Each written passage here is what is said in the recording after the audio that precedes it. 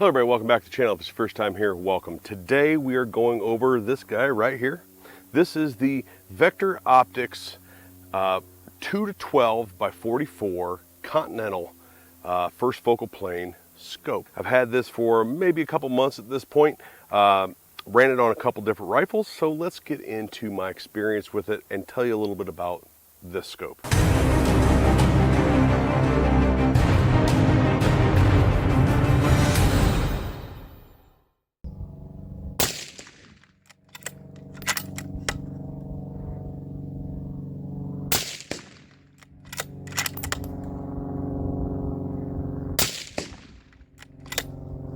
So this is my first 2-12 scope that I've ever owned. I've owned a bunch of LPVOs and some scopes that are higher power, starting at like 5 power or higher, going up substantially in power from there. So this is my first 2-12. I originally had it on my 308, which I'll get into in a second.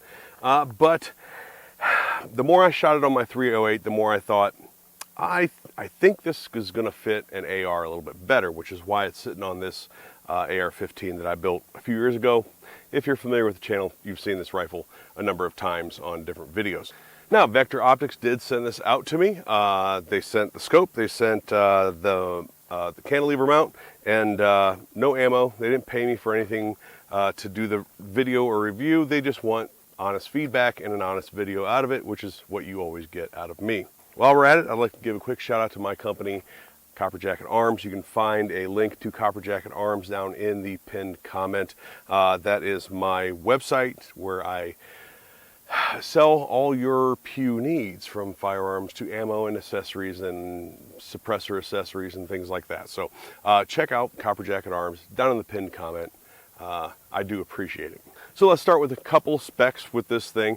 It is a 2-12x44 with a 34mm tube, so not a lot of really good light transmission. Nice big tube on it. It has locking turrets with a resettable zero stop for the elevation turret, and we'll get into that here in a second.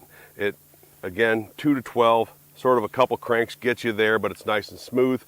Good diopter on it. Has illumination settings from 0 to 11, a parallax adjuster from 0 or from 10 to infinity. The numbers stop at 500 and then goes to infinity from there. Now it has what they call HT shot glass, which is high transmission shot glass. It's incredibly clear. They're claiming 90% light transmission, which I absolutely believe. This thing has a really, really crisp picture and really good clarity. I've been very impressed with that as far as that goes.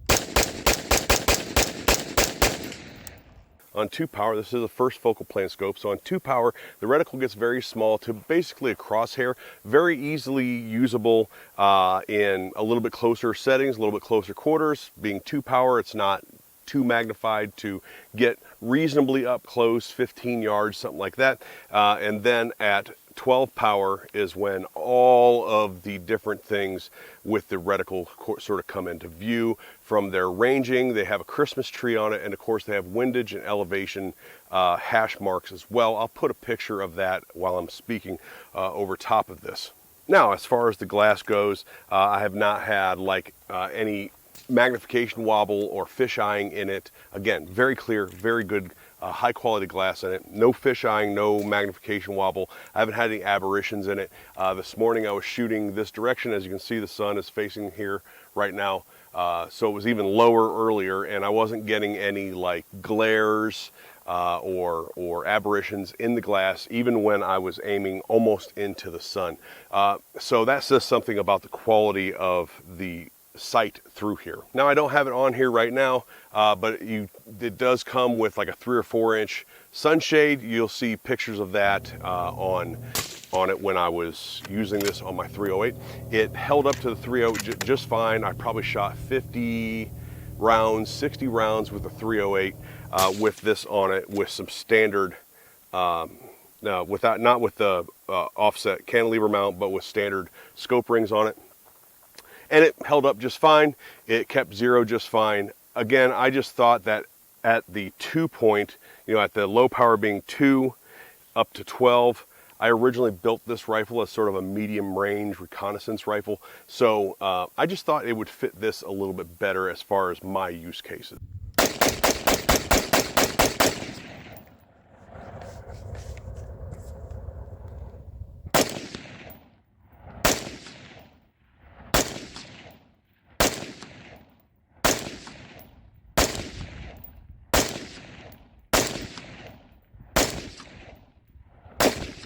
So eye relief is good. So let me put it on 2 here, and I have a full picture there, full view, and I'm starting to get some scope shadow there. Just a little bit around the edges, but I mean the reticle is still perfectly clear. And then full view and a little bit of scope shadow there. So earlier this morning I did the abuse test and I checked the zero stop, the reliability and the re-zeroing of the zero stop.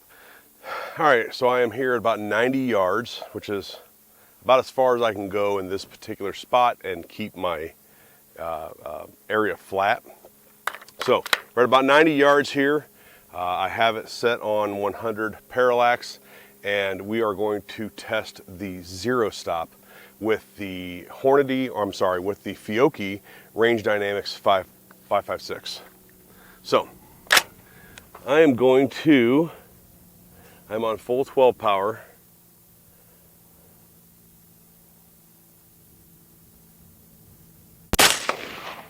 That was a bad shot. That's a better shot.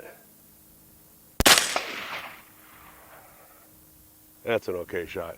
So I'm going to go up 10.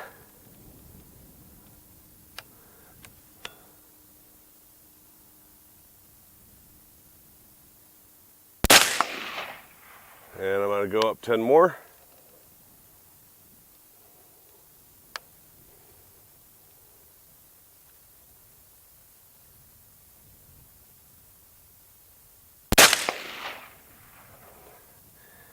And I'm going to go back down to 0. I wonder if I pulled that first 10 shot.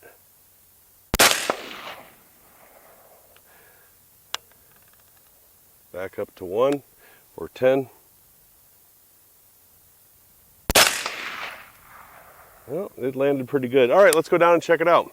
All right, so this was my first shot when I said it wasn't that good. Second shot, right? And then third shot when I was still at 0. And then that was my first shot at 10 clicks. That was 20 clicks. And then back down here was the back to 0.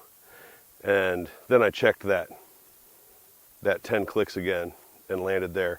So those landed real close together. These all landed real close together. So I would say that zero stop is actually, really accurate. All right, so now we're going to go to that bottom bullseye, that bottom sticker. I want to do 3.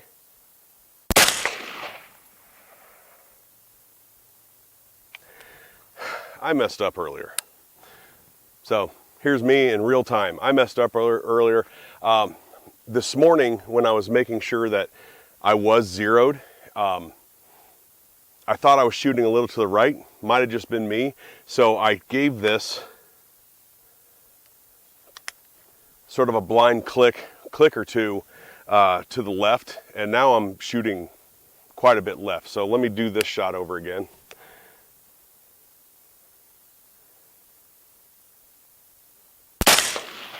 Oh, that's way better.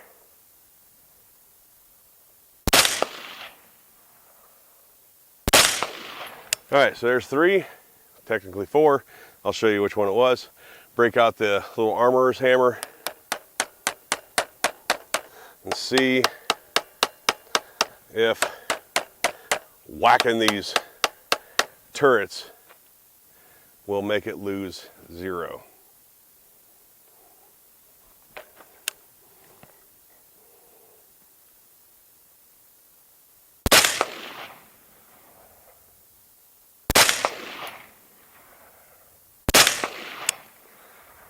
It looks pretty good. It may have shifted just a little bit. It could just be me as well. So let's go check it out. All right, so this was my first shot. Similar to that being my first shot, right? I was left. And so I did that one click over, and that was then my shot right there. And so it was 1, 2, 3, and then 1, 2, 3. So I had a little bit of drifting this way both times, you know, sort of flyers. But so again, it was 1, 2, 3, and then 1, 2, 3. So basically they kind of grouped back together. I would say that's a ultimate pass. It's within an inch. It's probably within 3/4 of an inch, maybe even less as far as any drift it may have had. And it could be me too. I'm not that good of a shooter. For me, that's a pass. Less than an inch of any sort of drift or shift, which again could have been partly me. Use your judgment as far as that goes. To me, I think that for the vast majority of people, there are some people out there, obviously, that are going to be like, no, if you put it back to 0, it should be in the same hole every time. And those people just are unrealistic. But no, I think it has performed very well as far as smacking the turrets with the hammer and going back to 0 and all that stuff, as well as just the overall, performance on both 308 and on 5.56.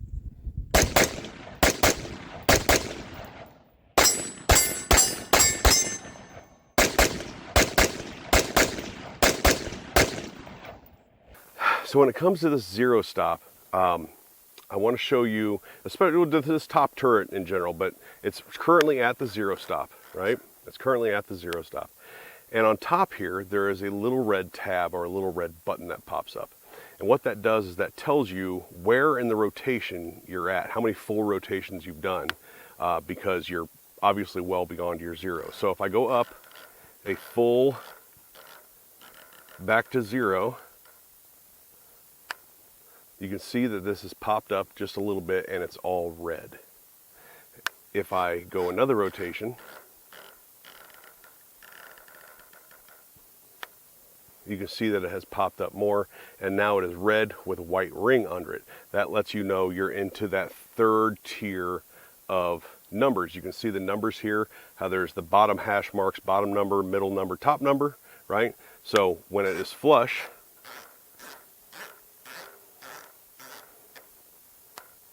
you're in that bottom number. When it goes all red and it's popped up, you're into the 2nd number. When it goes red and white, you're into the 3rd numbers. Now, to be completely honest, in my use case, I'll probably never use that feature, but I think that feature is really, really cool. And it's just super simplified, right? So inside of this top cap, there's just a little ring that you know, once you get it zeroed, you pull the cap off, you twist the ring till it stops, that locks it in place. You put it back to 0, screw the center of the cap back down, and now you're at your 0 lock, or your 0 stop. And then it activates that little red tab there. Again, I don't think I'm going to be going that far out, especially on this rifle, but it is super simple to understand, which I think is awesome. The less figuring you have to do when going long range, obviously, the better. So what does a scope like this cost to the YouTube sensors? I'm not selling this rifle, I'm not selling this scope, and I'm not selling any regulated goods. I really wish you'd get off my back a little bit, but I don't see that happening anytime soon. I am just informing the viewer the best way I can so they can make the best decision possible.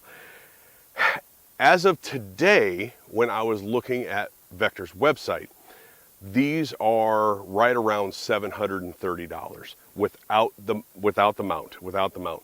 I think that's a pretty good price for what you're getting. You have the sunshade, which again isn't on here, but really, really good glass, a ton of features, really nice reticle, really detailed reticle with a lot of information in it at 730 to 728, I think is what it was, as of today. Now they do have a number crossed out next to it because they're running some sort of a sale at a regular price of $843. Again, I don't know what you'll find when you go looking for it, but that's sort of that price range that I saw as of this morning before I pressed play, or before I pressed record.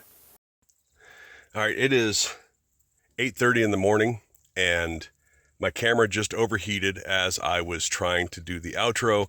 Even though it is sitting in the shade, you can see that's where I was standing with the rifle. So I'm going to continue it on my cell phone. I appreciate everybody out there watching. Thank you to Vector Optics for sending the scope out. I think it's been fantastic. Pray for my camera that it turns back on here in a little bit, because I have more to do today.